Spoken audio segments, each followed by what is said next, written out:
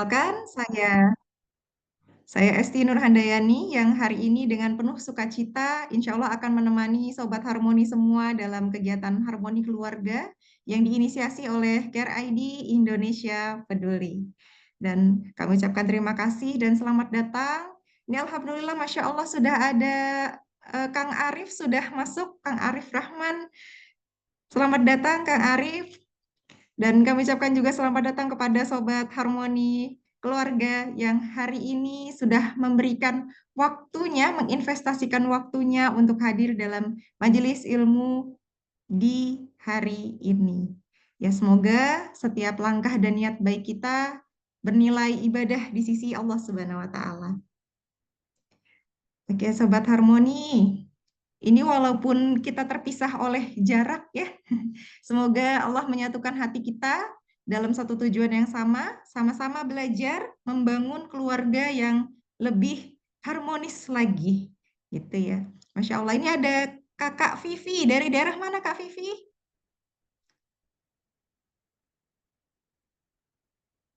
Dari Jakarta, Kak. Masya Allah, ada Hmm. juga hadir dari Jakarta ya. Luar biasa sekali hari ini dari berbagai daerah ya. Ya, Masya Allah. Terima kasih sobat semua sudah hadir di kegiatan Harmoni Keluarga pada hari ini. Ya, sobat, ini sebelum kita mulai kegiatan, mari bersama kita awali dengan mengucapkan Al-Basmalah. Ya, baik, sobat. Menurut sobat Harmoni nih, apa sih tempat yang paling ingin kita tuju setelah lelah menjalani aktivitas seharian? Kira-kira di mana nih, sobat?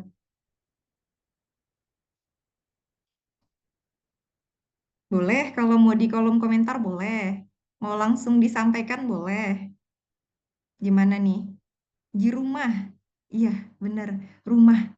Ada yang sama, sobat? Atau ada tempat lain? Sebagai tempat pelepas lelah kita dalam menjalani aktivitas seharian? Sama ya, sobat ya? Di rumah. Ya. Namun, rumah yang kita rindukan ini ternyata bukan hanya sebagai bangunan gitu ya. Tetapi ada sesuatu yang lebih dirindukan, yaitu suasananya. Ya, suasana yang seperti apa? Suasana yang menenangkan, suasana yang di dalamnya saling menguatkan, gitu ya, Masya Allah. Ya, ini Alhamdulillah kita sudah dibersamai oleh Kang Arif Rahman. Mungkin saya sapa terlebih dahulu. Assalamualaikum, Kang Arif. Apakah sudah terdengar, Kang, suara saya? Waalaikumsalam warahmatullahi wabarakatuh. Alhamdulillah. Kang, bagaimana kabarnya, Kang Arif? Alhamdulillah kabar baik sekali, Teh. Alhamdulillah. Sedang di Bandung ini, Kang? Iya di Bandung. Alhamdulillah. Alhamdulillah, Masya Allah. Ya, Kang Arif ini merupakan seorang entrepreneur, seorang penulis buku bestseller, sekaligus pembicara aktif yang juga mengedukasi tentang pranikah, komunikasi keluarga, dan juga pengembangan diri. Ya. Dan merupakan salah satu referensi saya juga nih, Kang Arif, buku-buku Kang Arif.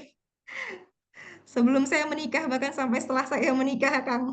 Masya Allah. Alhamdulillah.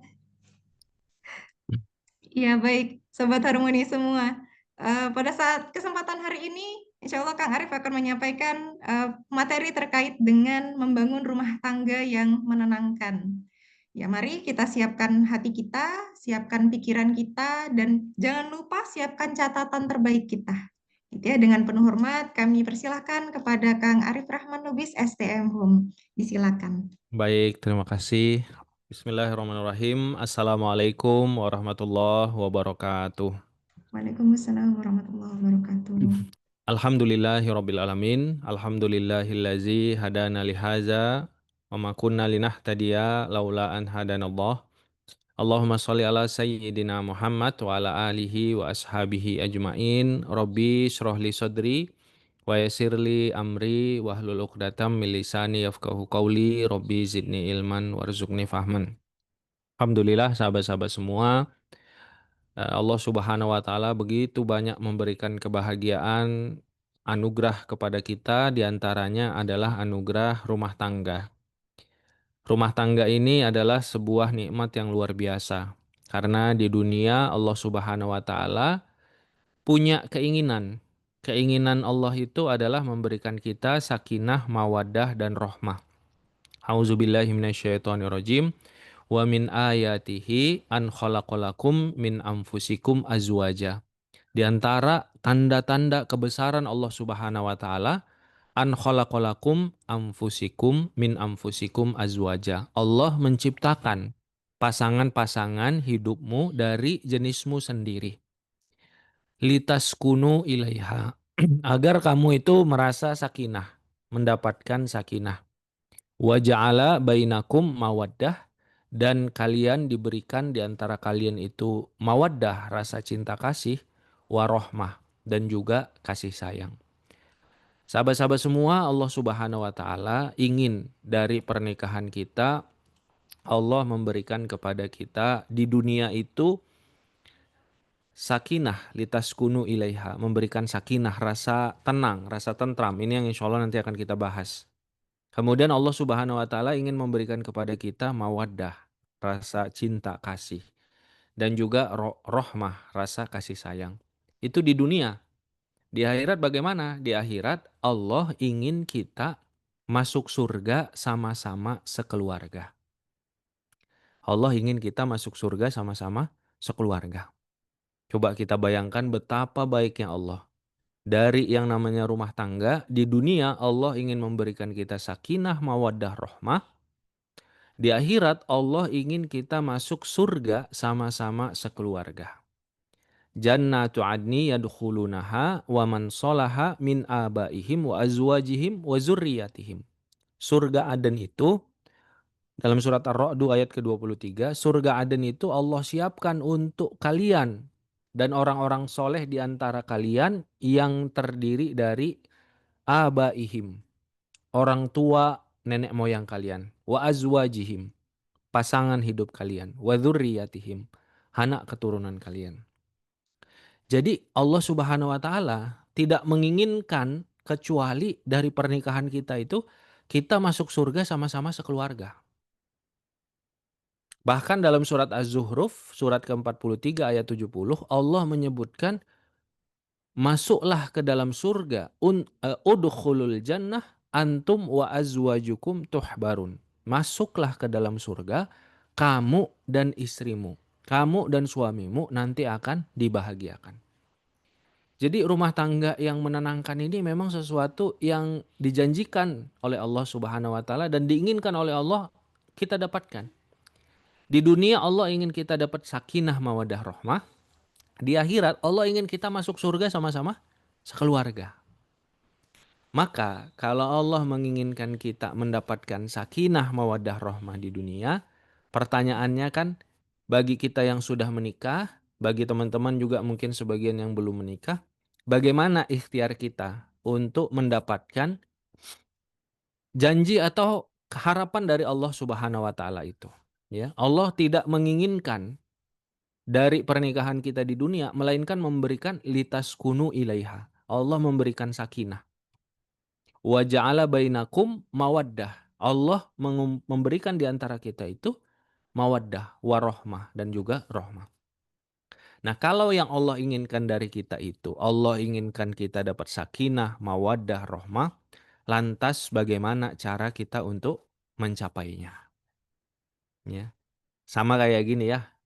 TTMC siapa namanya? Saya tadi maaf belum ini. Saya Esti, Kang. Hesti ya? Hesti atau Hesti? Ada hanya atau Esti, tanpa Hesti H. ya? Oh ya baik. TST kan? TST, Hasrianti, Ita, Teh Siti di Yogyakarta, dan Teh Vivi. Tadi di Jakarta ya, Teh Vivi. Kalau kita punya uh, orang tua, orang tua kita mengatakan, saya ingin kamu anakku itu hidup menjadi anak yang sehat, ya, anak yang sehat.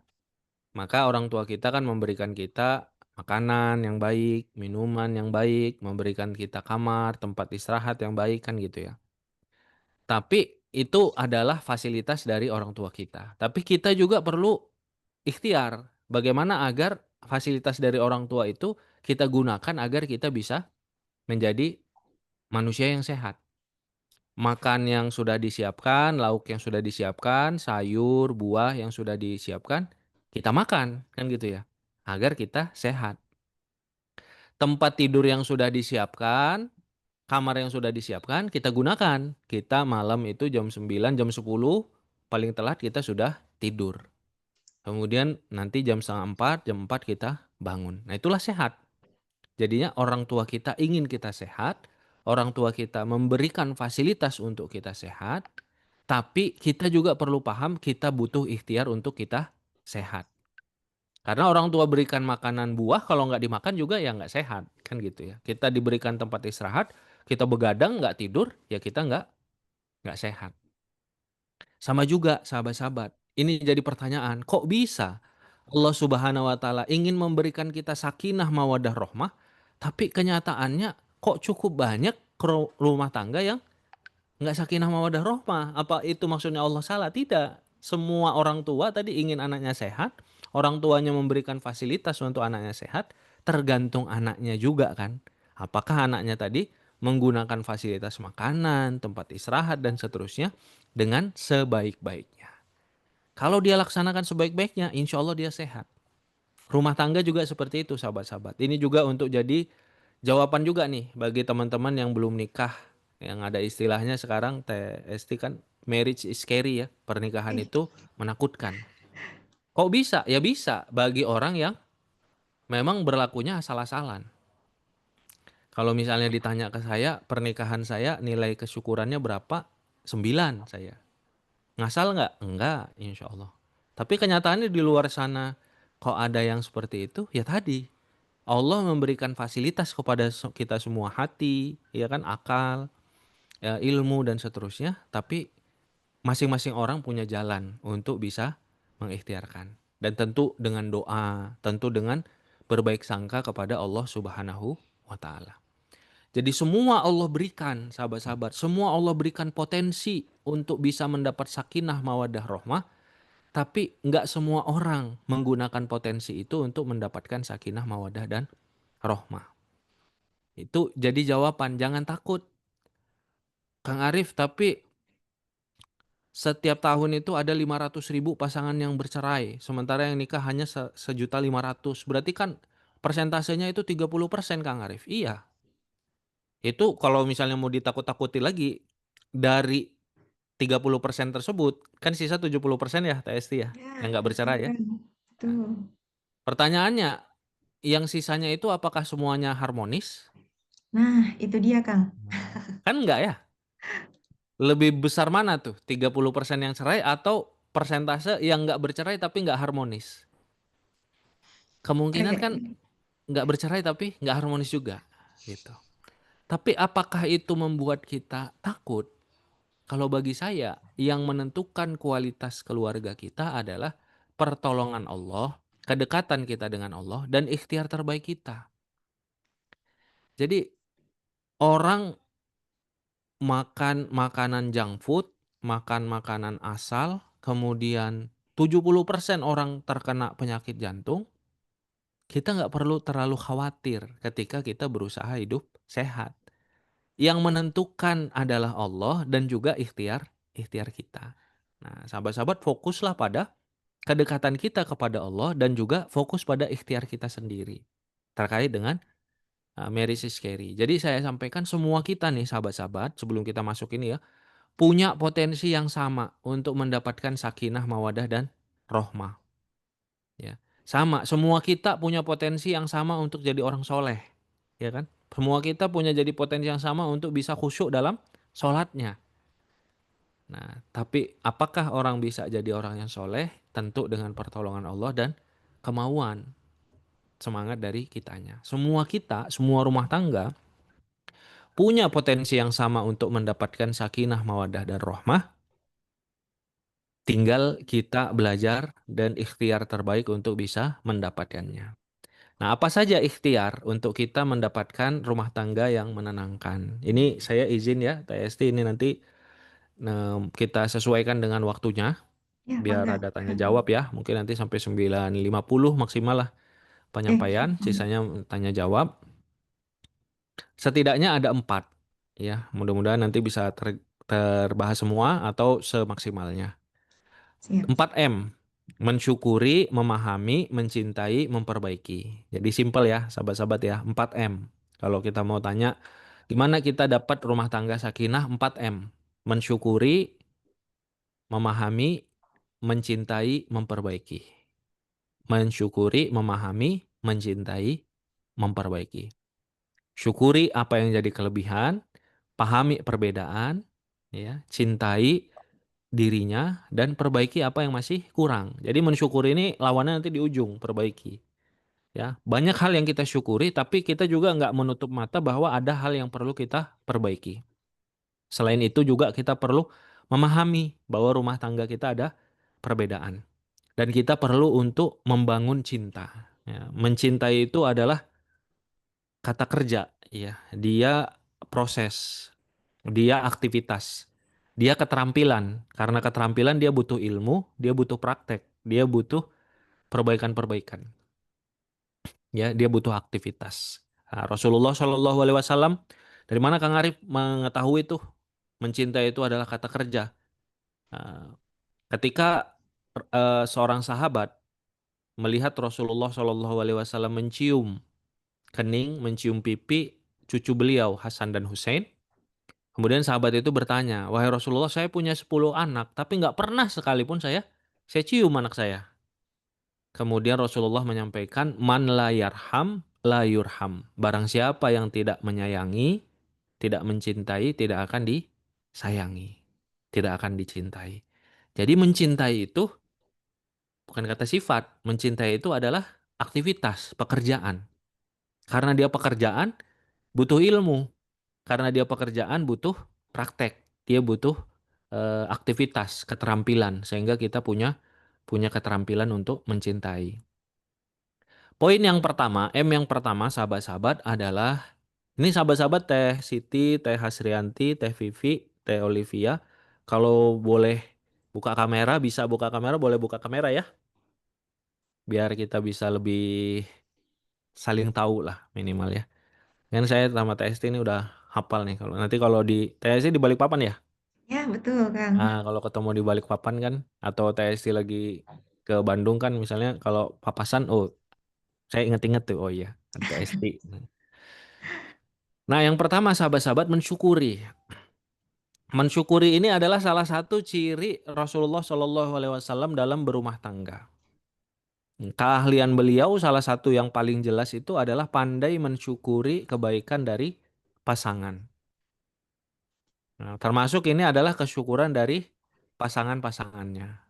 Ya, pasangan beliau. Kalau kita bertanya kan eh, wajar dong istrinya Rasul pandai mensyukuri suaminya. Orang suaminya kayak Rasul kan gitu ya.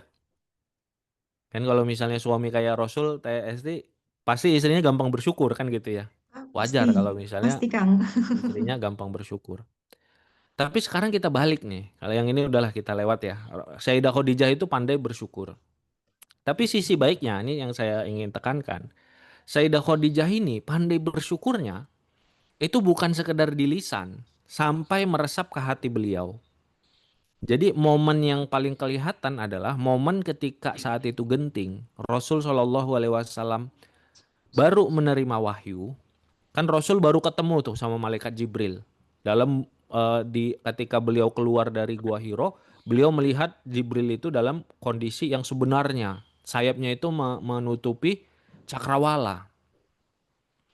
Kebayang gitu, TSC dan sahabat-sahabat. Ada seorang laki-laki dewasa, nggak pernah ketemu malaikat, ya makhluk goib, tiba-tiba muncul, tapi malaikat ini nggak bisa ngasih penjelasan. Kenapa? Karena tugas malaikat Jibril itu adalah memberikan wahyu. Jadi kalau malaikat Jibril itu ngasih satu kata di luar wahyu, maka khawatirnya tercampur nih kata-kata wahyu dengan kata-katanya malaikat Jibril. Makanya malaikat Jibril itu nggak bisa ngejelasin, aku ini Jibril, nggak bisa karena nanti itu masuk ke wahyu. Maka malaikat Jibril hanya mengatakan wahyu yang pertama, Iqra. Iqra. Rasul, aku Iqra apa? Nggak bisa. Malaikat Jibril tidak bisa memberikan penjelasan. Akhirnya malaikat Jibril memeluk, Rasul makin bingung, kemudian ketika dilepas, Rasul meninggalkan Gua Hiro, lari ke rumah. Ketika dalam perjalanan lari ke rumah, beliau lihat ke cakrawala, malaikat Jibril dalam bentuk yang sebenarnya. Biar kita terbayang nih, ngerinya atau menegangkannya peristiwa tersebut. Lari Rasulullah dari Gua Hiro, kalau kita umroh, kita ke Gua Hiro, hampir dipastikan kita nggak dari hotel, nggak jalan kaki. Pasti naik bus. Karena jauh. Jaraknya sahabat-sahabat itu sekitar 7 kilometer. Dari Gua Hiro sampai ke kediamannya Rasul dan Sayyidah Khadijah. Yang sekarang itu ada di dekat sama pintu keluar Marwah. Kalau kita setelah kita sa'i ya, kita selesai di Marwah, kita turun kan? Turun. Nah, pintu keluar antara pintu keluar dengan bagian toilet bagian wanita itu disitulah rumah Rasulullah Shallallahu Alaihi Wasallam dan Sayyidah Khadijah. Lari itu dari Gua Hiro 7 kilometer. Dan ada riwayat mengatakan itu peristiwanya subuh hari. Bayangkan kalau teteh-teteh seorang istri, suami subuh-subuh, jam 4 subuh, lari, keringetan, ngos-ngosan, khawatir. Bagaimana kondisi hebohnya ya pasangan tersebut. Rasul minta untuk diselimuti, kemudian apa yang disampaikan oleh Sayyidah Khadijah? Sayyidah Khadijah mengatakan, "Wahai suamiku, Allah tidak mungkin, Tuhanmu tidak mungkin akan menghinakanmu selama-lamanya." Karena apa? Nah ini, beliau menyampaikan kesyukuran tentang kebaikan akhlak Rasulullah. Engkau menyambung silaturahim, berkata jujur, membantu orang tidak mampu, memuliakan tamu, menanggung beban orang yang kesulitan. Dan ini saya kasih kabar gembira, kebahagiaan nih bagi kita yang hidupnya itu aktivitasnya bukan hanya untuk diri kita sendiri.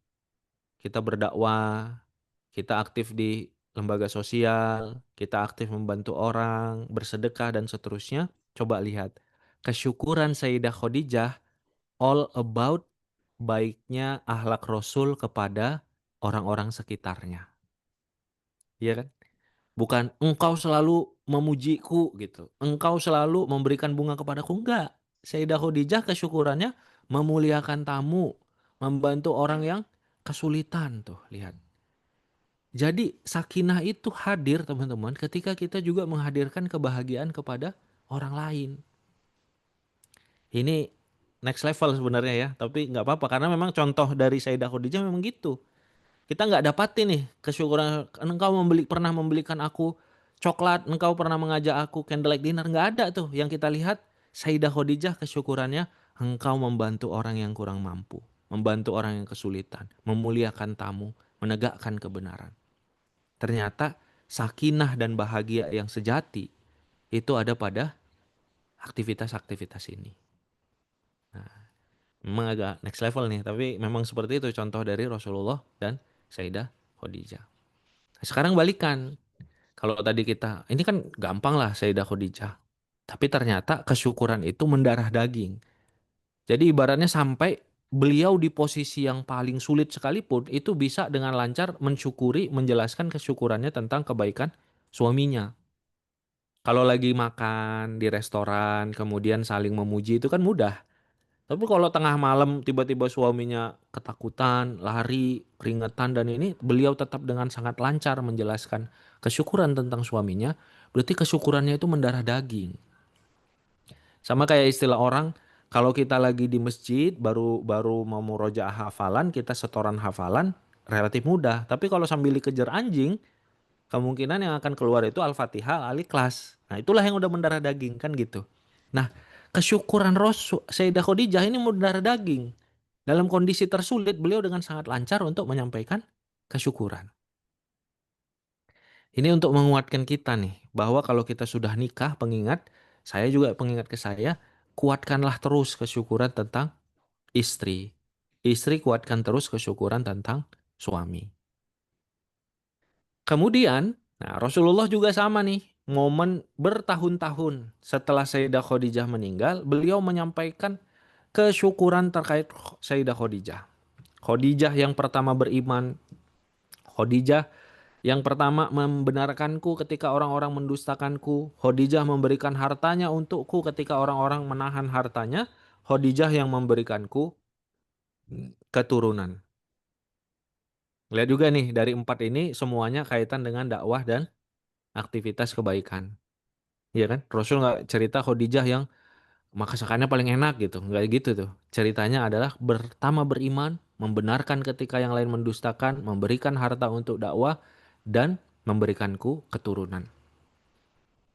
Dan bagi para rasul, sahabat-sahabat, keturunan itu adalah tentang melanjutkan risalah. Jadi ceritanya itu cerita dakwah Rasulullah juga. Kemudian baru Rasul Shallallahu Alaihi Wasallam menyampaikan, ini qad ruziktu hubbaha. Sesungguhnya bagiku Khadijah itu adalah rizki dari Allah. Sesungguhnya aku diberikan rizki cintanya Khadijah. Ini qad ruziktu hubbaha. Kalau bahasa kita yang gampang nih, TSIT, TST ya, dan akang-akang tete-tete semua. Bahasa gampang kita, Rasul menyampaikan sesungguhnya Khadijah adalah salah satu rizki terbaik dari Allah untukku. Gitu tuh. Luar biasa kan? Sesungguhnya Khadijah adalah salah satu rizki terbaik dari Allah untukku. Dan ini dikuatkan dalam Sirah Syekh Al-Mubarakfuri, Syekh Suhaili mengatakan Khadijah adalah salah satu supporting terbaik dari Allah untuk Rasulullah. Khususnya di masa-masa awal dakwah beliau. Jadi bagi Rasulullah, Khadijah itu siapa? Bagi Rasulullah, Khadijah adalah salah satu rizki terbaik dari Allah untuk beliau. Nah, sahabat-sahabat, ini oleh-oleh nih. Yang kita sudah nikah atau yang belum nikah. Namanya, kalau saya bahasakan, jangkar kesyukuran. Ini kot ruzik hubbaha. Sesungguhnya Khadijah adalah salah satu rizki terbaik dari Allah untukku. Ini adalah jangkar kesyukurannya Rasulullah. Jadi kalau kita sahabat-sahabat disunahkan ya, karena ini datangnya dari sunnah ya, kita mensunahkan diri kita punya jangkar kesyukuran terhadap suami atau terhadap istri kita. Bagi Teh Esti, suaminya itu apa? Nah, itu perlu Teh Esti jawab. Teh Esti nanti tanya ke suami pulang ke rumah. Bagi engkau, suamiku, aku ini apa? Nah, kita itu perlu punya jangkar itu. Kenapa? Karena kita punya musuh yang sangat nyata namanya setan. Yang tugasnya itu adalah untuk memisahkan kita dan membuat kita itu berburuk sangka kepada pasangan kita. Dan setiap hari kita diuji terus kan. Pasangan kita kadang ada kekurangannya, ada perbedaan dan seterusnya. Nah, yang paling pondasi salah satunya dari kehidupan Rasul adalah Rasul punya jangkar kesyukuran. Sabda Rasulullah, ini qad ruziktu hubbaha. Sesungguhnya aku itu diberikan rezeki cintanya Khadijah. Hmm. Kalau saya bahasakan dengan bahasa yang lebih nyaman mungkin untuk kita bayangkan ke dalam diri kita. Sesungguhnya istriku adalah salah satu rizki terbaik dari Allah untukku. Silahkan masing-masing kita nih slide selanjutnya. Teman-teman boleh tuliskan tuh di HP atau di catatannya. Kalau udah punya suami, tuliskan. Dalam satu kalimat, silakan tuliskan. Bagiku, suamiku, tulis namanya adalah titik, titik, titik. Nah, Teh Siti boleh tuliskan, Teh Esti boleh tuliskan. Kalau belum punya pasangan gimana Kang Arif? Tuliskan aja. Itu sebagai doa kita. Baik sangka kita kepada Allah. Ya, kalau dalam mungkin training atau acara ya, kalau misalnya ada waktu agak banyak, saya kadang minta teman-teman itu membacakan. Ada yang mengatakan bagiku istriku adalah temanku sampai surga. Berarti orang kalau punya pikiran seperti itu kan, dia akan membawa itu kepada kesehariannya kan. Kalau itu menjadi jangkar, kalau itu jadi jadi pusat pusat emosi, pusat kesadaran penuh hatinya, ya, mindsetnya, heartsetnya, ya, perasaannya, tentang pikirannya bahwa istrinya adalah temannya di surga nanti, berarti dia akan berusaha untuk itu. Dia akan berdoa untuk itu. Nah, jadi kalau kita sudah punya jangkar istri kita adalah suami kita adalah salah satu rizki terbaik dari Allah, maka yang kurang-kurang itu kita kita coba untuk pahami. Yang lebih-lebih itu kita syukuri benar-benar gitu. Karena istri kita itu adalah salah satu rezeki terbaik dari Allah untuk kita. Itu akan membantu tuh teman-teman. Untuk membantu kita cara melihat istri kita atau suami kita. Dia suami kelebihannya rajin ke masjid, disyukuri. Suami kelebihannya semangat kerja, disyukuri. Ya. Suami kelebihan apa, disyukuri. Jadi gampang untuk mensyukuri. Kekurangannya ada, pasti ada ya. Namanya manusia pasti ada. Tapi kita kelebihannya, karena kita udah punya jangkar tadi. Istri kita, suami kita adalah salah satu rezeki terbaik, berarti kita itu fokus. Cara mata kita itu seperti mata lebah gitu kepada pasangan. Pandai dalam melihat kelebihan. Kalau tadi ada orang yang jangkarnya tadi teman di surga, berarti matanya itu seperti mata lebah. Gimana caranya saya sama istri saya itu makin soleh? Kalau dulu belum nikah baca Qurannya cuma 2 halaman, sekarang gimana jadi 1 juz 1 hari, kan gitu tuh. Cara itu jangkar itu akan merubah cara kita berumah tangga.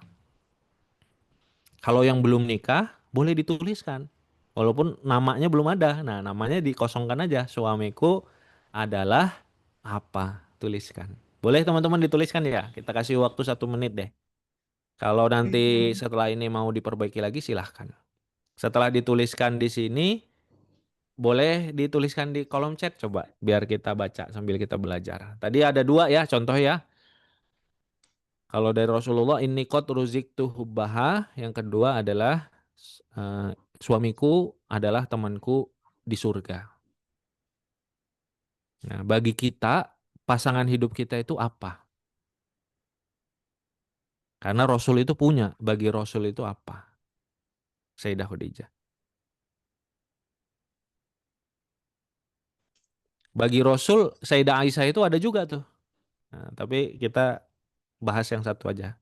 Sayyidah Aisyah ini nanti perlu ditafsirkan lagi. Boleh Teh Esti boleh dituliskan di kolom chat, Teh Siti boleh dituliskan, Teh Hasrianti boleh dituliskan ya, Teh Vivi dituliskan, Teh Olivias boleh dituliskan. Ini Kang Ugi ya atau Teh Ugi boleh dituliskan. Baik yang sudah punya suami atau yang belum punya. Nggak usah ditulis nama suaminya, tulisannya bagiku suamiku adalah.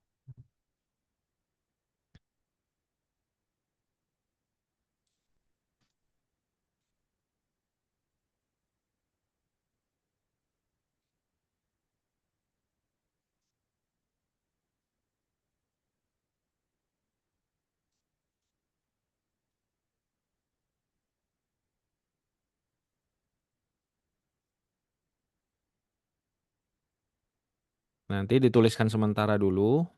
Masya Allah. Kata Teh Hasrianti, Ini kayaknya bagiku saya suamiku. banyak maunya ini kayaknya Kang.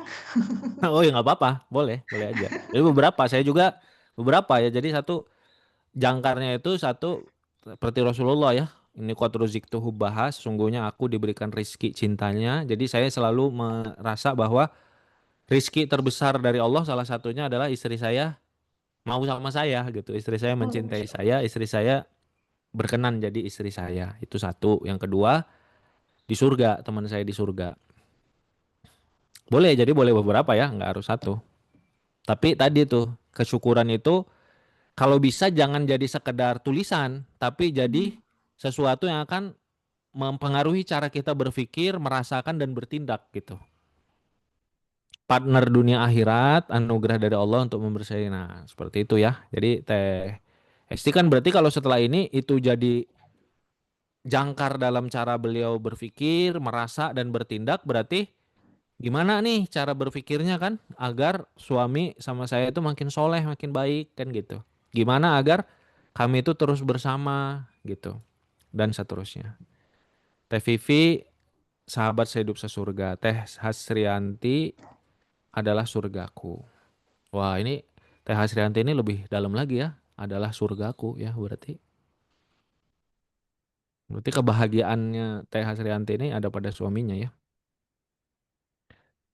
Imamku ke surga. Nah, berarti Masya Teh Siti, Siti kan berarti kalau gitu mempengaruhi nih cara untuk merasa, bertindak, ya, berpikir dan seterusnya. Kan bagaimana agar suami itu bisa jadi imam yang baik, kan berarti didoakan, kan gitu ya. Didoakan, disupport, didukung, ya, dan seterusnya. Ini luar biasa teman-teman sebenarnya. Ilmu yang satu ini dari Rasulullah ini qad ruziktuhu baha, itu mengubah. Ya, saya sebelum memahami ini itu kadang masih digoda-goda setan gitu untuk berpikir tentang oh ini istri kenapa ya masih ada kenapa-kenapanya gitu terhadap pasangan. Tapi setelah ini oh enggak lah, istri saya ini adalah salah satu, saya mau nikah itu bukan sama malaikat kan gitu ya. Saya nikahnya sama manusia. Istri saya adalah salah satu rizki terbaik dari Allah. Rizki terbaik dari Allah itu pasti bukan yang 100% sesuai keinginan kita, tapi yang insya Allah terbaik bagi kita gitu. Jadi ini mengubah, sangat mengubah sahabat-sahabat. Cara kita punya jangkar ini itu akan mengubah. Termasuk ketika saya berpikir bahwa istri saya adalah teman saya di surga, berarti kegelisahan saya, harapan saya, doa saya, ikhtiar saya, ya, energi saya, lelahnya saya adalah bagaimana saya, istri dan anak-anak itu makin baik di sisi Allah gitu. Ini poin yang pertama sahabat-sahabat. Tadi ya ini aja udah mau habis waktunya ya. Jadi kita lihat aja nanti. Yang kedua adalah memahami. Yang kedua adalah memahami. Yang kedua adalah memahami. Nah, sahabat-sahabat, ini sebenarnya hanya untuk memudahkan saja saya sebutkan ini. Jadi ada banyak teori-teori pernikahan, tapi prinsipnya adalah memang umumnya orang dalam pernikahan itu dia mengalami fase-fase pernikahan.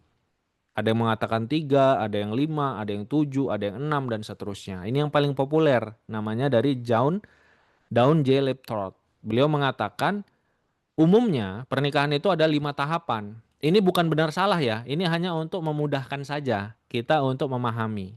Ini ilmu yang pendapat manusia ya, tapi memang umumnya terjadi seperti itu. Kayak sama gini ya, umumnya orang kalau dia misalnya jaga makanan, dia olahraga, dia kemudian tidur cukup, sehat kan gitu kan. Itu ilmu ilmu yang umum ya. Ada kejadian-kejadian di luar itu ada. Nah, ini untuk memudahkan kita. Umumnya manusia itu ada fase-fase pernikahan. Ada beberapa fase. Nah, saya ambilkan yang termasuk yang populer. Ada 5 fase. Yang pertama itu romantik. Yang kedua disappointment, distress, kecewa. Yang ketiga itu awareness, mencoba memahami. Yang keempat itu berubah, transformasi. Yang kelima itu real love. Singkatnya, di fase pernikahan seseorang, di awal, ya, kalau berkah, kalau misalnya dia nggak lewat pacaran, ya, nauzubillah mendekati zina, di awal biasanya romantis. Ada nggak yang seperti nggak dapat ini? Ada yang MBA yang apa yang dari awal itu tiba-tiba pacaran 10 tahun, nikah cuma 10 hari ada tuh, iya kan? Kayak gitu ya. Jadi nggak sempat dapat romantis, hancur habis. Kenapa? Karena fase romantisnya udah diambil di jalur yang nggak semestinya. Nah, umumnya orang ketika dia baik proses pernikahannya, romantisnya ini ada di awal.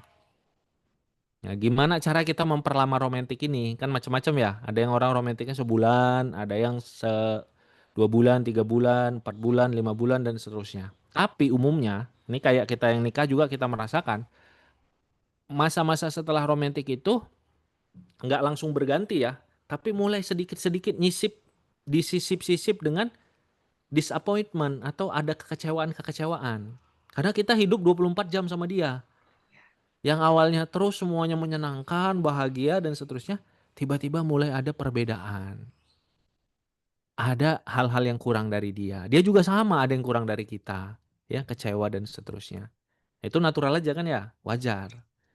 Tapi ini perlu, kalau yang kita teman-teman yang belum nikah ini perlu paham bahwa nanti akan ada fase seperti itu. Kecuali teman-teman nikah sama malaikat. Kalau nikah sama malaikat mungkin nggak akan. Itu juga bisa jadi bosen ya. Masalahnya bukan di disappointment tapi bisa jadi disappointmentnya karena dianya terlalu kaku. Bisa jadi kan orang nikah sama malaikat gitu. Jadi intinya kita nggak akan pernah puas dan paham sepenuhnya sama pasangan. Sehingga wajar ada fase kecewa. Yang selanjutnya ada fase untuk mengenal, memahami. Yang selanjutnya ada fase untuk bertransformasi. Menerima ya, berusaha untuk menerima, cari titik temu. Yang selanjutnya adalah real love, sehingga kita cinta sepenuhnya. Nah, sahabat-sahabat, kabar baiknya ini semuanya bisa berupa keterampilan ya, bisa kita berdoa, minta pertolongan Allah sambil kita pelajari dan kita ikhtiarkan. Tadi kan mencintai itu adalah kata kerja. Jadi dia kita pelajari, kita praktekkan dan kita perbaiki sehingga kita jadi ahli. Orang yang ahli dalam mencintai, dalam memuliakan pasangan, dia butuh ilmu, butuh praktek, butuh perbaikan-perbaikan. Kabar baiknya itu, kabar buruknya adalah nggak semua orang melakukan hal tersebut. Nggak semua orang mau belajar, nggak semua orang mau mempraktekkan rendah hati, nggak semua orang rendah hati untuk memperbaiki diri.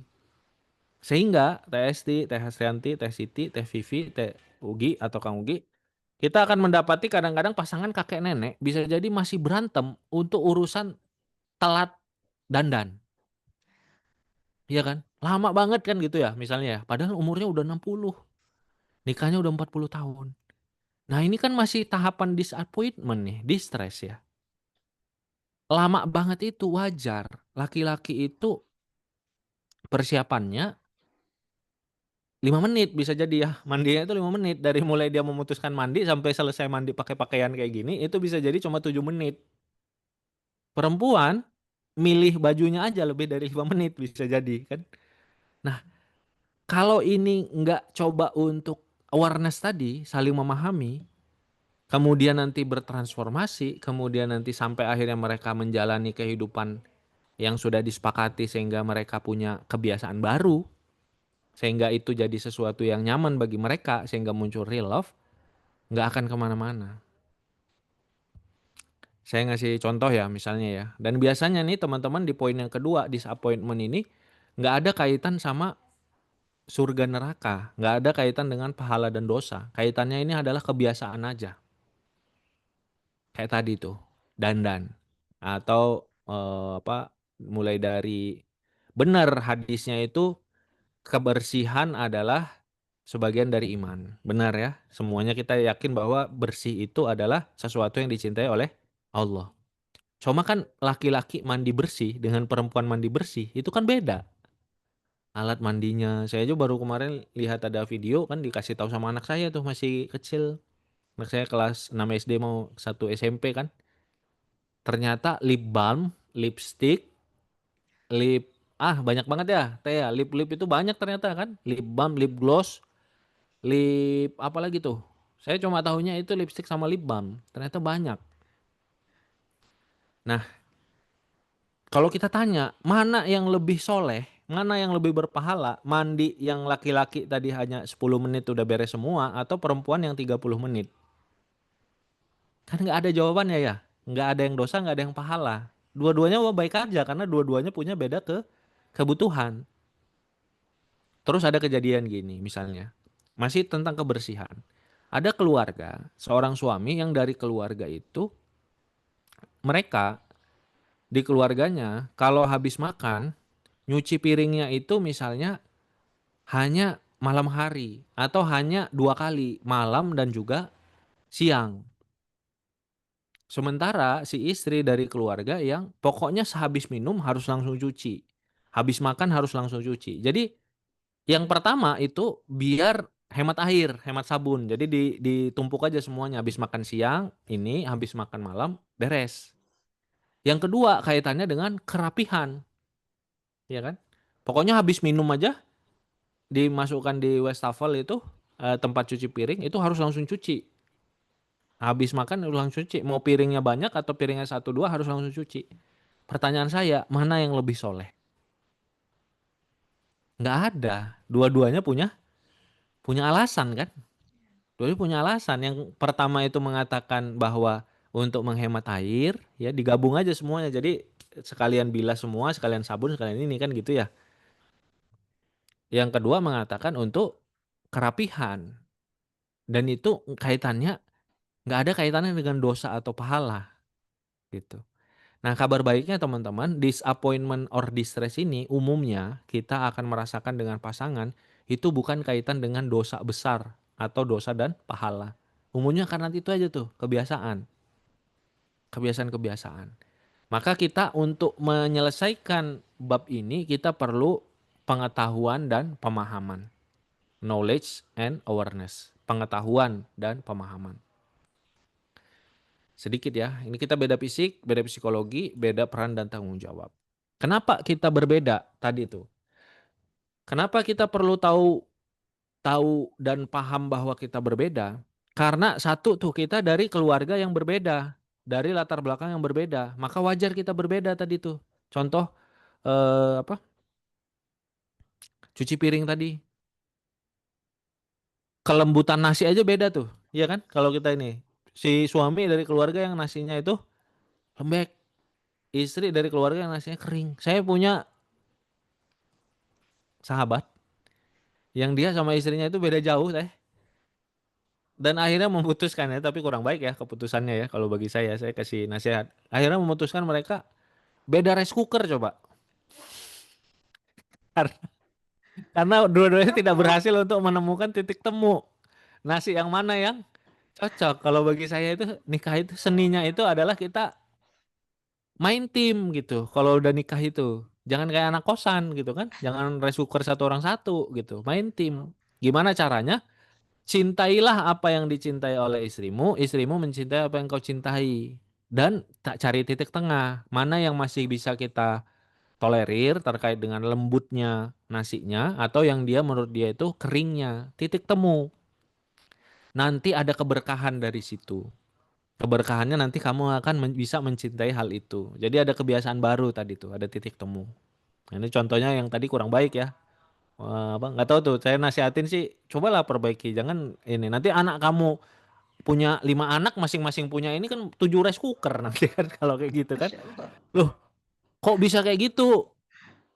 Ustadz kata beliau, iya antum sama istri ngajarin anak-anak seperti itu gitu. Nggak bisa menerima perbedaan dalam keluarga. Jadi seolah-olah selera kita itu harus dipenuhi. Hmm. Jadi anak-anak itu kan teladannya dari kita ya orang tua ya. Anak-anak itu mau melihat, oh kalau kata ayah alasannya itu berarti saya besok boleh dong. Ya kan, oh, ayahnya aja boleh, masa anaknya nggak boleh. Nah, itu nanti jangan sampai anak itu punya anak 5, beliau anaknya berapa ya? 3. Nah, nanti dia request rice cooker. 3 rice cooker antum.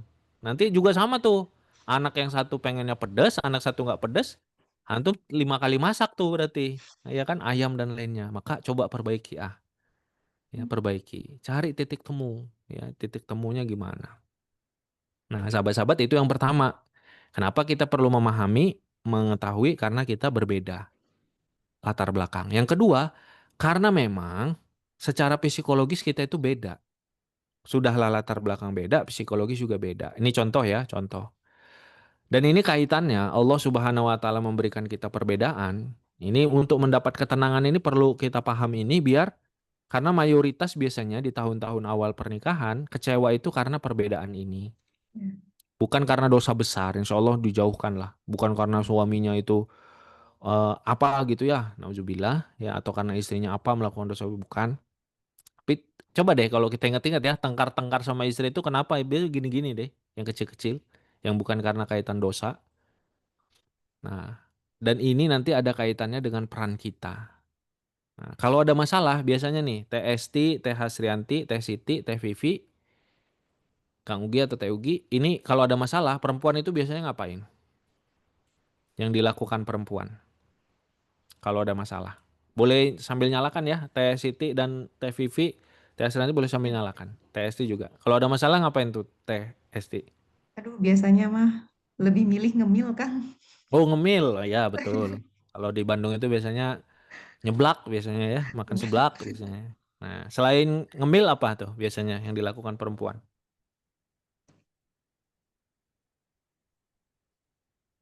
Ada lagi yang mau ngasih jawaban? Boleh ditulis juga boleh. Teh Siti, Teh Hasrianti boleh ditulis. Oh, udah ada jawaban nih. Nangis, Teh Pipi. Mengungkapkan. Nah, itu ya biasanya 3 tuh perempuan memang. Di mana-mana saya tanya ya, mau di Bandung, di Jakarta. Kalau ada masalah, curhat, nangis, sama makan biasanya. Ngemil ya. Curhat, nangis, sama makan. Nah, wanita kalau dia ada masalah, umumnya dia mau mencurahkan. Baik mencurahkan perasaan dengan nangis atau mencurahkan perasaan dengan curhat. Ya kan? Disebutnya curhat, tapi kan ngomong maksudnya Ya. itu dan nangis. Ya, tambah yang sekarang itu ngemil. Nah, yang sekarang ngemil itu baru zaman sekarang aja itu kayaknya TST ya. Zaman ibu saya, nenek saya kayaknya nggak ada tuh ibu-ibu masalah itu nyeblak, ngebakso Real. nggak ada tuh. Ya kan baru zaman sekarang aja tuh kita ini. Tapi kalau nangis itu dari zaman dulu ya. Nangis, curhat itu dari zaman dulu. Nah, sekarang nih kalau laki-laki kalau ada masalah apa yang dilakukan? Biasanya diem nih, Kang. Nah, Kadang diem. kita salah persepsi juga akhirnya. Ya, tuh benar teh. Jadi, teman-teman, ini seninya. Kenapa kita tadi perlu knowledge dan awareness? Kenapa kita perlu ilmu? Kita perlu pemahaman. Kalau perempuan ada masalah, dia mencurahkan. Dia nangis, dia cerita. Coba saya tanya nih, ke siapa dia nangis dan cerita? Kepada siapa? Kepada orang yang dia percaya dan dia cintai. Benar ya? Jadi perempuan punya persepsi bahwa kalau saya punya masalah besar, saya akan datang ke orang yang saya cintai dan orang percaya, saya percaya, untuk saya nangis dan curhat kepadanya. Iya kan? Sehingga ketika suaminya punya masalah besar, dia lihat ini, kayaknya suami saya ini ada masalah nih, merengut, apa, capek, lelah ya, sedih dan seterusnya. Ketika kita merasa, yang seorang perempuan merasa bahwa, oh berarti suami saya itu butuh orang yang dia cinta dan dia percaya untuk dia menangis dan curhat. Ketika kita datang, suami malah diem, kadang-kadang kesel, kadang-kadang marah, kadang-kadang menjauh. Yang dirasa istri adalah suami saya berarti nggak percaya sama saya. Iya kan? Kadang-kadang kan gitu ya. Kadang istri merasa bahwa ketika suami ada masalah besar, dia sudah datang, saya kan udah ngasih waktu saya, perhatian saya ke suami saya, kok malah dia marah, malah dia diem, malah dia menjauh. Apakah suami saya tidak percaya ke saya atau saya bukan orang yang dia cintai untuk sehingga dia bisa nyaman untuk mencurahkan perasaannya. Ternyata suami itu kebalikannya teman-teman. Kalau dia ada masalah, dia diem, dia menyendiri ke goa. Makanya ada istilah kalau laki-laki, ini istilah yang suka bola ya. Kalau klub bolanya kalah dia masuk ke goa. Itu tapi istilah laki-laki ya bang. Dia punya goanya sendiri. Dan itu nggak ada kaitan dengan kesolehan atau keimanan. Karena dulu Sayyidina Ali bin Abi Thalib ketika beliau ada masalah di rumah, beliau itu menyendiri ke masjid. Rasul datang kepada ke rumahnya Sayyidah Fatimah nanya, Sayyidah Fatimah itu lagi sedih, ditanya suamimu mana, Ali mana? Dia lagi menyendiri ke masjid. Didatangi oleh Rasulullah. Ini ada masalah ternyata. Jadi laki-laki yang paling beriman sampai yang nggak beriman pun dari zaman sekarang sampai zaman dulu kalau ada masalah dia punya goanya sendiri. Ya, bukan Sayyidina Ali nggak cinta kepada Sayyidah Fatimah, oh cintanya cinta mati, cinta 99% mati ya. Kalau kita kan cinta setengah mati ya. Sayyidina Ali itu hanya pernah sekali nggak kuat ngangkat. Ya, dulu Sayyidina Ali itu bisa ngangkat dan merobohkan dinding Khaybar yang beratnya 200 kilo sendiri. Tapi ketika ngangkat jenazah istrinya nggak kuat beliau. Jatuh beliau. Ketika menurunkan istrinya di itu ada tuh syairnya. Wah sedih banget. Beliau bacakan syair untuk Sayyidah Fatimah. Sedih sekali. Nah, laki-laki ini yang nggak pernah kalah teman-teman dalam pertarungan. Ya satu lawan satu Sayyidina Ali itu nggak pernah kalah. Kalau Khalid bin Walid itu nggak pernah kalah peperangan, pertempuran sebagai panglima. Sayyidina Ali bin Abi Thalib satu lawan satu dengan musuh, jagoan musuh siapapun nggak pernah kalah. Sayyidina Ali bin Abi Thalib. Tapi ketika istrinya meninggal dunia, untuk bangkit berdiri aja beliau susah. Tapi Nih balik lagi ya. Tapi orang yang sesoleh ini dan sesayang ini kepada istrinya, kalau ada masalah beliau ke goanya, beliau ke masjid gitu. Jadi suaminya teman-teman itu kalau ada masalah, mau dia seberiman apa dan secinta apapun kepada teman-teman, dia umumnya itu diam dan menyendiri dulu. Maka kalau kita sudah tahu dan memahami ini, jadinya akan lebih enak gitu. Saya kemarin berdua pekan lalu ya, salah satu binaan saya ketika di pengajian saya sampaikan materi ini, beliau menyatakan beliau baru ada masalah besar, nenek beliau meninggal, bingung apa segala macam. Alhamdulillah istrinya itu paham dengan ini dan memberikan ruang beliau. Istrinya mengatakan gini, "Yang kamu itu kelihatan lagi berat banget. Mangga nanti kalau kamu udah mau cerita, aku udah siap untuk nunggu," gitu ya. Ya. Jadi istrinya itu mengatakan, "Saya itu siap ada di dekat kamu, saya care sama kamu, tapi saya beri kesempatan kamu untuk sendiri ya dengan rasa sedih dan seterusnya." Nah, itu yang bisa dilakukan oleh seorang istri. Paham dulu kalau suami ada masalah itu jangan dipaksa untuk cerita karena dia umumnya butuh untuk sendiri. Suami juga sama, paham bahwa istrinya kalau ada masalah yang paling istrinya butuhkan itu adalah cerita. Saya juga ini karena mempelajari ilmu ini ya bertahap ya.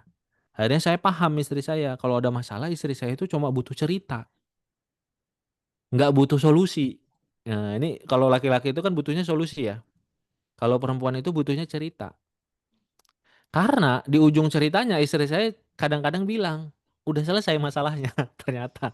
Ya kan perempuan kan gitu ya. Cerita sebenarnya yang diceritain itu memang jangan pengen cerita aja, meluapkan perasaannya kepada orang yang paling dia cintai, suaminya. Masalahnya udah selesai. Ternyata kadang-kadang pas saya ceritain, saya itu pas dulu belum paham ya, sambil istri saya cerita, saya mikir-mikir tuh solusinya apa gitu ya. Pas di ujung ceritanya ternyata, "Tapi udah beres kok yang," gitu. "Udah beres kok." Ternyata kayak gitu. Sehingga saya sekarang, oh udah ternyata yang paling dibutuhkan itu adalah cerita. Ya, istri saya itu sangat pinter ya untuk menyelesaikan solusinya, umumnya seperti itu. Nah, perempuan kan umumnya gitu ya, teman-teman.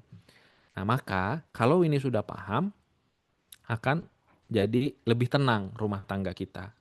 Ya, ketika ada masalah itu kita lebih tenang. Kenapa? Karena kita sudah tadi tuh mensyukuri kebaikan pasangan. Yang kedua kita paham kalau pasangan seperti ini. Nah, tadi saya sampaikan, kenapa Allah memberikan kita berbeda? Karena memang peran kita beda. Suami, kalau dia ada masalah, perannya adalah untuk menghandle masalah. Jadi dia butuh untuk sendiri berpikir dan cari solusi. Istri kalau ada masalah, dia jadi orang yang menghubungkan di rumah itu. Contoh ya, apa? Nggak apa-apa kita kasih contoh satu ya, biar bisa lebih dalam. Nanti ada poin-poin yang lain itu nanti bisa dicoba untuk didalami di waktu yang lain.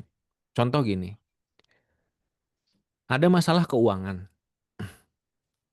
Mereka ini ngontrak, kemudian besok itu harus bayar terakhir. Ya, udah dikasih perpanjangan sama si pemilik kontrak. Kalau besok nggak bayar itu diusir. Suaminya kerja, pulang kerja, ya, ba'da sholat isya, makan malam, istrinya nangis cerita. Yang tadi pemilik kontrakan, Pak Haji udah bilang, kalau besok nggak dibayar, ini kesempatan terakhir. Kalau besok nggak dibayar, kita diusir, gitu.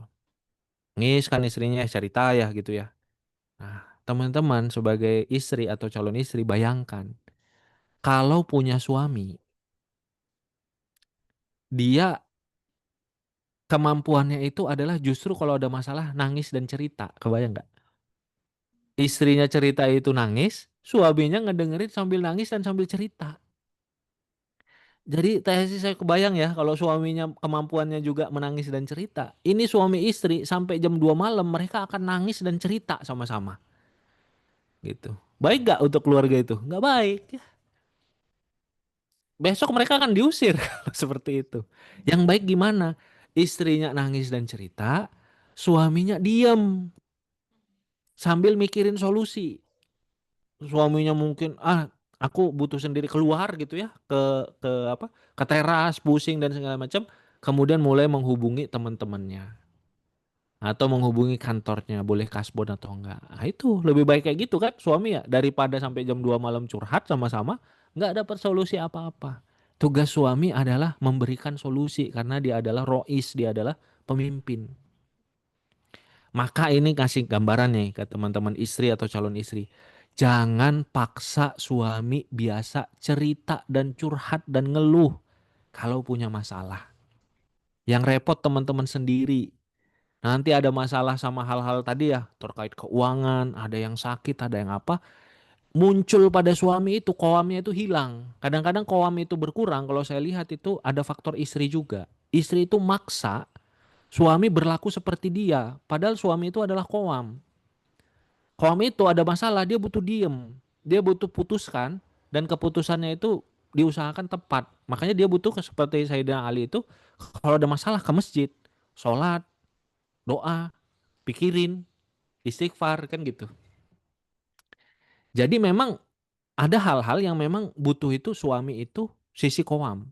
Nggak butuh ngobrol gitu. Yang besok anak SPP harus sudah dibayar. Ngapain ngobrol suaminya gitu kan? Biarin aja suaminya mikirin gitu ya. Biarin suaminya fokus gitu. Teman-temannya nggak butuh suami yang pandai untuk curhat untuk urusan itu. Ya. Maka hati-hati juga nih teman-teman yang muslimah, istri yang berusaha untuk solehah, jangan paksa suaminya itu jadi suami yang gampang curhat dan gampang ngeluh. Nanti yang kerepotan teman-teman sendiri kalau terkikis rasa koamnya. Suami juga sama. Kita sebagai suami nanti kalau punya suami ya atau ke suaminya cerita ini. Yang dibutuhkan itu peran peran istri dan ibu itu adalah dia sebagai penghubung di rumah. Nah, dalam ilmu parenting itu salah satu hal yang komunikasi yang penting sekali bagi anak itu sahabat-sahabat adalah ketika anak ada mengalami satu kesedihan, menangis, marah dan seterusnya, dia bisa mengungkapkan perasaannya itu dengan bahasa dia. Jadi regulasi emosinya itu salah satunya adalah menerima dan mengungkapkan. Nah, jadi cara yang dibutuhkan itu adalah ngajak untuk curhat tadi tuh, kemampuan si ibu tadi tuh untuk anak. Misalnya anak contoh ya, anak nangis. Kalau laki-laki kemampuannya itu dia cari solusi. Tuh, saya kasih contoh misalnya yang ekstrim ya. Kalau misalnya anak nangis, pipinya lembam laki-laki, kelas 2 SD. Laki-laki itu kemungkinan cara bapak-bapak berpikir anak saya dipukul. Ditanya, kenapa kamu? Kan biasa gitu ya. Kenapa? Kenapa bang? Tadi di sekolah dipukul. Siapa yang mukul ini? Kok nggak ngelawan kan gitu ya? Kenapa nangis kan gitu ya si bapak-bapak kan? Iya soalnya dia jago dan itu. Yang dilakukan bapak-bapak mikir sebentar, nelpon temennya yang punya sasana bela diri, taekwondo. Anakku mau aku masukkan les taekwondo. Solusi, ya kan? Gitu ya cara bapak-bapak. Kalau ibu-ibu gimana? Nah, ibu-ibu ini yang bermain di sini perannya. Dia menghubungkan. Dalam bahasa parenting itu perlu ada pemahaman tentang anak itu diajak diajak memahami apa perasaan dia. Kenapa menangis, Bang? Iya nangis. Iya apa yang dirasakan? Marah. Oh iya marah. Terus apa lagi? Sedih. Marahnya kenapa? Karena tadi dipukul. Sedihnya kenapa? Ya karena dipukul dan sakit, malu sama teman-teman gitu ya. Sakit banget jadi sampai nangis. Jadi sedih gitu. Jadi dia kan marah sama sedih karena dipukul. Kemudian kan ditanya lagi tuh sama si ibu-ibu kan karena ibu-ibu kan biasa curhat tadi ya. Biasa curhat. Hmm. Eh, apa yang kenapa bisa dipukul? Ya berantem sama itu. Kok dia bisa mukul abang kenapa? Karena tadi ejek-ejekan. Kok bisa ejek-ejekan maksudnya gimana? Ya ejek-ejek tentang bapak gitu. Oh. Oh, kenapa? Ejek-ejekan bapak. Iya, aku dulu yang mengatakan bapaknya itu kepalanya botak gitu. Ternyata mula dari berantem dipukul itu adalah anaknya sendiri yang memulai mengatakan anak si laki-laki tersebut, anak tersebut itu kepalanya botak. Dia nggak setuju, dia nggak terima, balas ngejekin, diejek dengan yang lebih parah, yang sana nggak bisa nahan emosinya, mukul. Mukul sakit, sakit banget, nangis. Nangis, diketawain sama yang ini, makin nangis, makin sedih. Ke bapak dapat cerita, dapat solusinya ada anak saya harus bisa bela diri. Ke ibu, masalah bela diri itu masalah yang lain. Ke ibu adalah anak perlu dididik untuk tidak menyakiti perasaan temannya. Masing-masing orang beda perannya. Masing-masing orang juga beda kebutuhan psikologisnya. Nah, ini teman-teman banyak ya cara berpikir dunia, fokus perhatian, cara meminta bantuan, dan kebutuhan-kebutuhan. Jadi, dengan kita knowledge dan awareness tadi, kita tahu dan memahami, kita bisa lebih tenang dalam menjalani kehidupan dengan pasangan kita.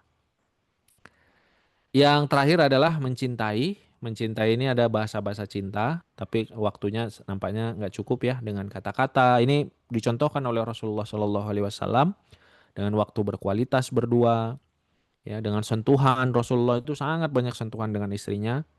Beliau mencium pipi, mencium kening, ya beliau disisiri, beliau dipakein minyak wangi, beliau berduaan, berkendara berdua, beliau mandi berdua, beliau tidur satu selimut dan seterusnya.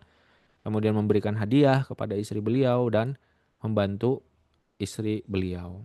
Dan sama istri beliau juga membantu beliau. Mungkin itu yang bisa kita sampaikan. Ada tadi ya sebagai penutup sebelum kita tanya jawab, Allah Subhanahu wa taala menginginkan kebaikan dalam rumah tangga kita. Sakinah, mawaddah, rahmah. Dan karena Allah inginkan kebaikan, maka kita perlu menggunakan fasilitas yang Allah berikan agar rumah tangga kita memang mendapatkan sakinah, mawaddah, dan rahmah. Ya, salah satunya adalah kita belajar ilmunya.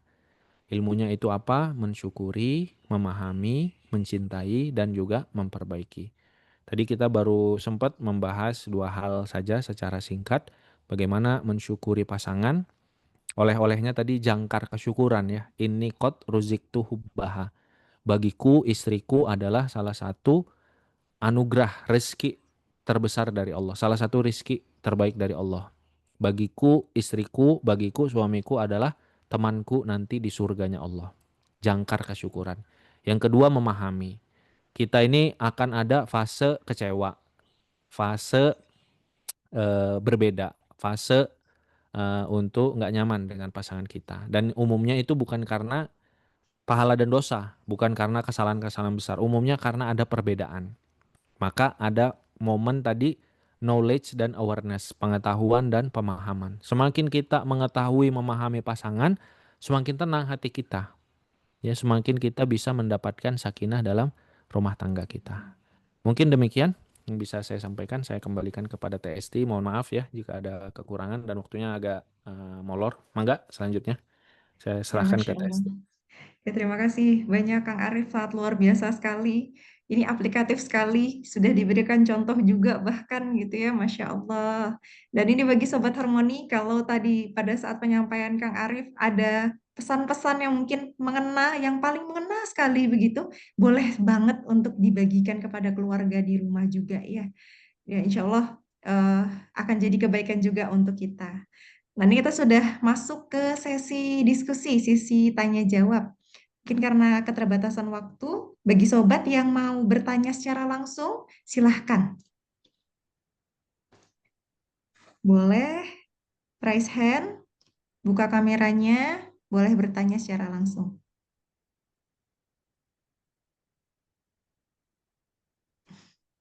Belum ada yang ingin bertanya secara langsung. Kita lihat di kolom chat. Ini ada dua pertanyaan ini, Kang. Yang pertama Ya. dari Kak Ugi. Kenapa ya, Ustadz kalau ada masalah suami bisa terbuka sama temennya daripada deep talk ke istri? Hmm. Kenapa nih, Kang? Ya ini saya dari sisi suami ya. Baru tadi malam nih saya sama teman-teman ngaji saya itu ngumpul. Kemudian masalahnya semua sama bapak-bapak sekarang. Bulan Juli itu adalah bulan yang cukup berat ya karena ada uang tahunan ya THS ya. Ada uang tahunan, ada apa? peralatan sekolah anak dan seterusnya ya, kebutuhan-kebutuhan itu. Nah, kalau dari sisi suami teman-teman, ini nggak ideal memang, tapi seorang suami itu justru ini ya, yang koamnya bagus. Nah, teman-teman itu nggak mengharapkan seorang suami yang menceritakan semua masalahnya kepada teman-teman. Karena seorang koam yang bagus itu adalah dia yang bisa punya filter. Contoh ya, misalnya contoh gini nih. Ketua DKM, ketua DKM atau presiden deh, presiden. Presiden, dia kalau punya masalah, tentu dia punya filter kan. Ke sekretaris kabinet atau apa. Atau saya ambil contoh yang paling gampang deh, nanti takut kepanjangan. Nabi Yakub alaihissalam, beliau kan kepala keluarga. Dia tahu masalahnya. Masalah di rumah di keluarga beliau adalah anaknya yang 10 sangat iri kepada anaknya yang lain, namanya Yusuf alaihissalam. Bahkan beliau tahu dari Allah Subhanahu wa taala bahwa 10 anaknya inilah yang mencelakakan anaknya yang namanya Yusuf, ya kan? Tapi beliau sebagai kepala keluarga terkadang harus menanggung semua pengetahuan dan bukan semua ya, sebagian pengetahuan dan sebagian hal tersebut untuk menjaga agar keluarganya itu tetap berjalan baik. Makanya di dalam Al-Quran itu, dalam surat Yusuf itu kita lihat hanya kepada Allah aku mengadukan kesedihan dan kesusahanku, ya kan? Hanya kepada Allah lah aku bisa mengeluh. Jadi bukan berarti Nabi Yakub itu nggak bisa cerita kepada istrinya, bukan. Beliau cerita ke istrinya poin yang memang bisa beliau bagikan, difilter. Coba bayangkan kalau Nabi Yakub itu nggak bisa memfilter, kalau kita menurut emosi kita aja itu, TST, maka beliau akan menghukum 10 anaknya, beliau usir, dan bisa jadi dari 10 itu akan mati dalam keadaan kriminal. Tapi karena beliau adalah ayah yang tadi bisa memfilter, informasinya itu udah beliau tahan, beliau doa, mengadukan kesedihan, sambil terus menasihati anaknya. Makanya anaknya nanti kalau kita lihat pas yang di momen ketika sebelum minta bantuan ke Mesir, itu nurut kan sama ayahnya. Kamu masuk dari pintu-pintu yang berbeda, nurut tuh mereka. Gitu. Udah beda tuh. Masa mereka ketika masih remaja masih diganggu sama setan, sampai nanti ketika sudah tua mereka sudah dewasa, mereka sudah mulai nurut kepada ayahnya. Sampai mereka akhirnya bertobat dan dimaafkan oleh saudaranya Yusuf. Sampai nanti di momen akhir dalam surat Al-Baqarah ya, pertengahan itu Nabi Yakub sebelum meninggal dunia mengumpulkan anak-anaknya semua. Kemudian sebelum momen beliau meninggal, beliau bertanya ke anaknya, apa yang mata budu mimba'di, apa yang kalian sembah setelah aku meninggal dunia. Dan semua anaknya itu soleh setelah itu. Mereka bertobat, mereka terus dalam keimanan. Jadi akhir hidupnya itu indah. Dengan kondisi tadi, Nabi Yakub itu bisa memfilter. Nah, teman-teman, pertanyaannya kan gini ya. Apa yang disebut kalau seorang suami itu nggak bisa cerita atau suami itu jadi kaum yang baik? Yang masalah adalah ketika ke teman-teman itu dia nggak bisa cerita semuanya. Segala hal nggak bisa dia ceritain. Yang ringan-ringan dia nggak bisa cerita. Tapi ada sebenarnya, termasuk saya, kalau bagi saya, koam saya itu adalah istri saya nggak perlu pusing. Dia bisa ngelihat saya pusing, tapi saya nggak akan membuat dia untuk pusing untuk ngurusin uang SPP anak-anak saya. Bukan untuk itu istri saya itu diciptakan gitu. Itu bagian saya memang. Jadi bagian dari koam dan harga diri saya adalah untuk urusan SPP, untuk urusan tahunan dan seterusnya, pundaknya saya yang nanggung, bukan pundak istri saya, gitu. Dan teman-teman itu perlu terus menjaga kewamah suami untuk urusan itu. Jangan dipaksa dia cerita urusannya dia, memang urusannya dia, udah gitu. Kalau teman-teman mau bantu, teman-teman support tadi seperti Sayyidah Khadijah. Kan Sayyidah Khadijah juga nggak masuk kan urusan sampai dakwah Rasul apa gimana. Enggak. Yang beliau lakukan adalah dia support terus. Ada terus. Dukung terus. Kalau suaminya minta masukan nasihat baru beliau nasihati. Coba lihat. Ummu Salamah yang paling pintar sekalipun baru memberikan nasihat ketika Rasul di perjanjian Hudaibiyah sedih ketika melihat sahabat-sahabat yang lain itu nggak mau potong rambut dan nyembelih. Tapi kita nggak pernah lihat Sayyidah Ummu Salamah itu setiap ada hal strategis, ayo suamiku sini, aku mau ngasih masukan untuk dakwah. Nggak ada. Jadi teman-teman, kalau suami itu nggak bisa cerita semua, wayahna kalau bahasa orang Bandung ya, memang semestinya nggak cerita semua. Urusan dia kerja di apa sana, biar urusan dia. Itu mah urusannya apa? Qawamah dia tuh. Justru jadi masalah kalau teman-teman itu paksa dia untuk cerita semua hal. Ya, nanti urusan-urusan dia itu teman-teman malah dilibatkan dan qawamahnya itu berkurang. Bahkan nauzubillah ya, kadang-kadang ada yang seorang istri mulai dari dilibatkan, akhirnya nanti istri yang ngerjain, akhirnya suaminya itu terbiasa untuk nggak kerja, terbiasa untuk nggak berusaha, istrinya yang gantian jadi tulang punggung. Banyak tuh kan keluarga yang seperti itu. Nah, jadi suami itu nggak masalah, dia nggak bisa cerita semua. Tapi untuk hal-hal yang sifatnya non tadi ya, bukan yang kaitan sama nafkah, bukan kaitan itu. Misalnya ya, gimana cara agar kita bisa lebih soleh keluarga. Nah itu wajarnya sih bisa cerita. Gimana cara untuk berbakti lebih baik, gimana hubungan dengan orang tua mertua dan seterusnya itu ada sebenarnya mayoritas itu sebenarnya bisa diceritakan ya, tapi ada hal-hal yang sebenarnya nggak perlu dipaksa suami. Nah, kalau untuk hal yang terkait dengan tadi ya, misalnya kayak nafkah apa segala macam, suami lebih cerita ke ustadznya atau ke temannya, itu it's okay sebenarnya, masih wajar karena dia cerita kepada mungkin mentornya kan gitu ya, mungkin kepada temannya yang juga pengusaha atau apa itu wajar-wajar aja. Dia mau menjaga teman-teman, nggak memasuki beban yang sebenarnya nggak bagian teman-teman. Tapi kalau untuk hal-hal lain di luar itu, umumnya itu bisa cerita. Nah, caranya itu tadi seperti yang saya sampaikan ya ke salah satu binaan saya, sahabat saya tadi, istrinya itu menyampaikan, saya ini siap untuk mendengarkan, tapi kalau kamu butuh sendiri nggak apa-apa. Nanti kalau kamu udah siap untuk cerita, boleh untuk cerita ya, gitu. Saya itu mendukung kamu, mendoakan kamu, dan saya juga merasakan kesedihan yang sangat besar melihat kamu itu sedih seperti sekarang. Nah, insya Allah itu keterampilan ya, Tete yang bertanya keterampilan. Insya Allah dengan praktek, dengan ilmu, terus perbaikan, lama-lama nanti teman-teman akan dapat titik nyaman untuk bisa mana yang bisa di deep talk sama pasangan, mana yang kita pahami, oh ini suamiku mau menjalankan koam sebagai koam, nggak apa-apa kita hargai. Mungkin seperti itu, Teh Esti dan Teh Ugi ya yang bertanya. Ya, mungkin satu lagi nih Kang berkaitan Iya, dengan yang tadi hmm, eh dari Kak Siti iya, Jogja. Ini kalau ternyata diminta pendapatnya, diminta solusinya, tapi ternyata suaminya malah diam, nggak ngasih solusi. nggak ngasih solusi, ini bagaimana nih Kang? Apa yang harus dilakukan Kang? Nah ini memang ya perlu untuk terus diikhtiarkan ya karena sisi kewamah suami itu justru suami itu menjadi dia kepala keluarga. Dia memang bukan dia sumber solusi, tapi dia adalah pemimpin yang akan membawa keluarga memusyawarahkan solusi. Dalam rumah tangga yang baik itu memang perlu ada ngobrol. Kalau teman-teman nanti lihat ya dalam surat At-Tur di ayat ke-21 kan cerita yang rumah tangga surgawi, rumah tangga yang anak keturunannya masuk surga. Kemudian nanti diceritakan bagaimana kondisi keluarga tersebut di surga.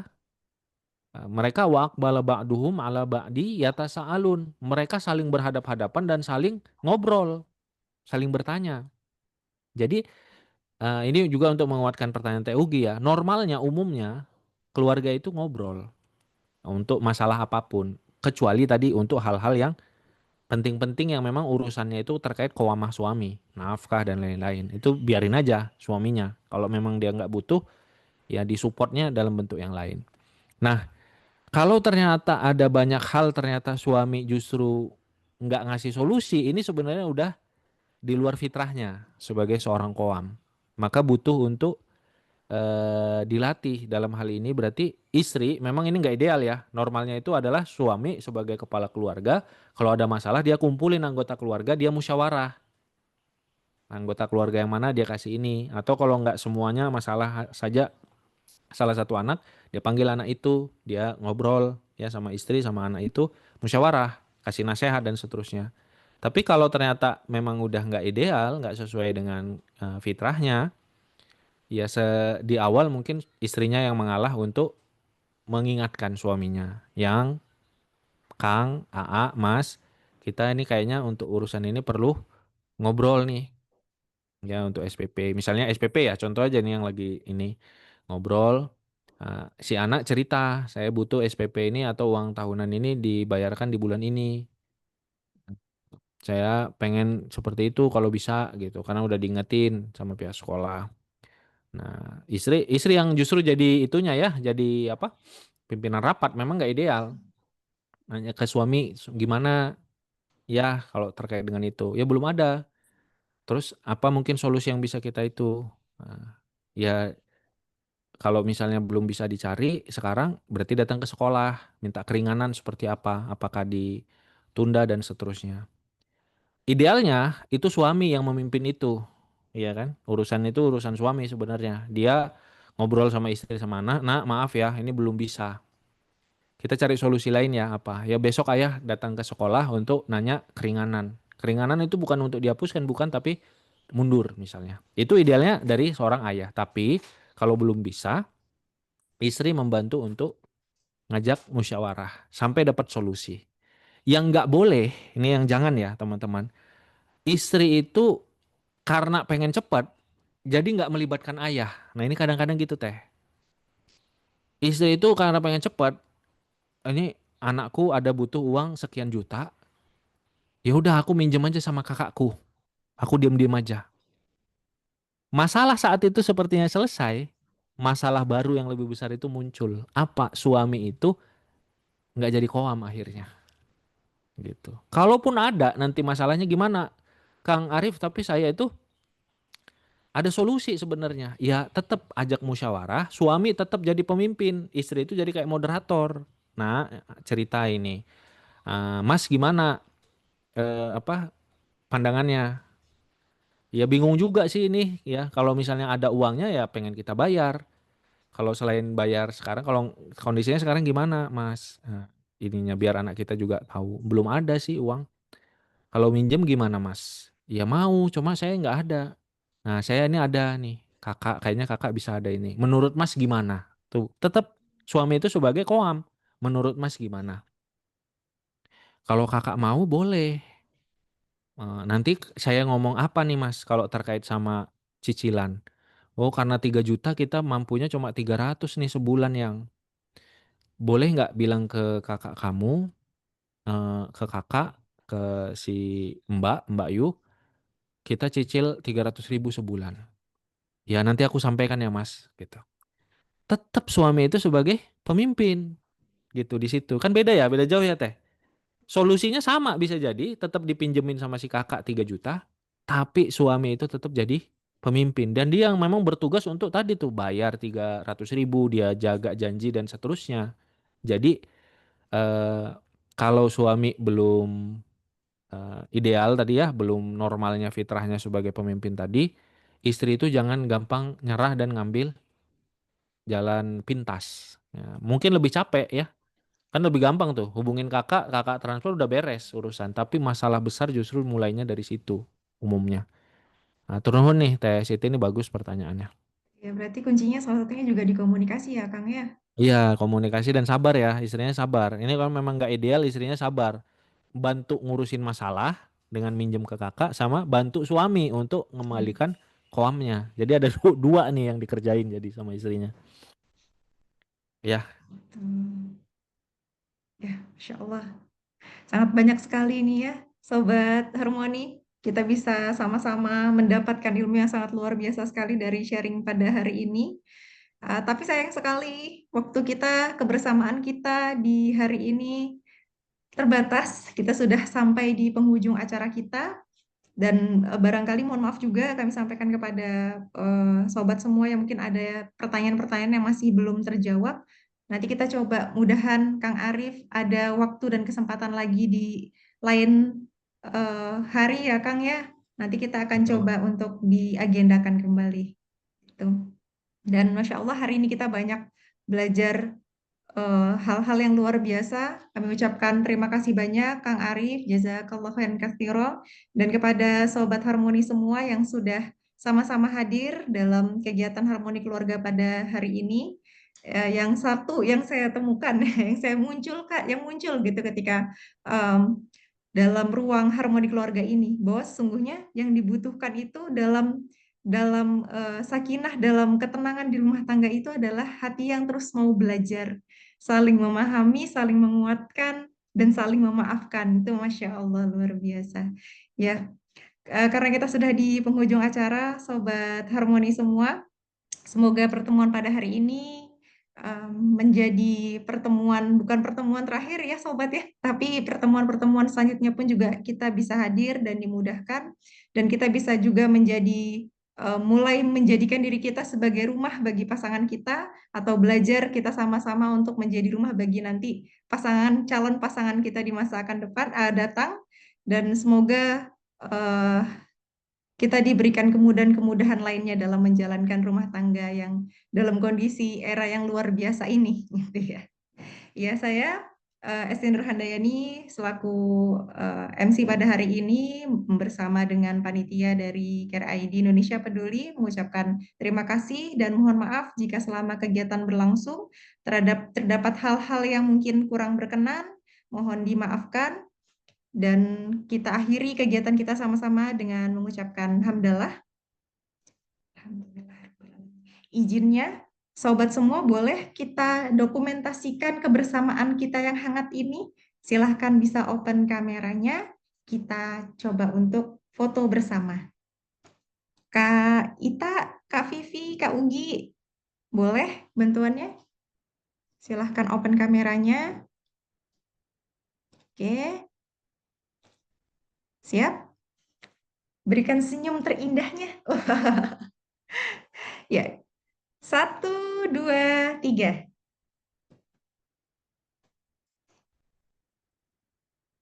Sekali lagi. 1, 2, 3. Ya. Oke, terima kasih sobat semua. Terima kasih Kang Arif. Semoga kita bisa jumpa lagi di kesempatan lainnya dalam kegiatan Harmoni Keluarga selanjutnya. Ya, kurang lebihnya itu mohon maaf. Wassalamualaikum warahmatullahi wabarakatuh dan selamat berlibur dengan keluarga. Waalaikumsalam warahmatullahi wabarakatuh. Hatur nuhun, Teh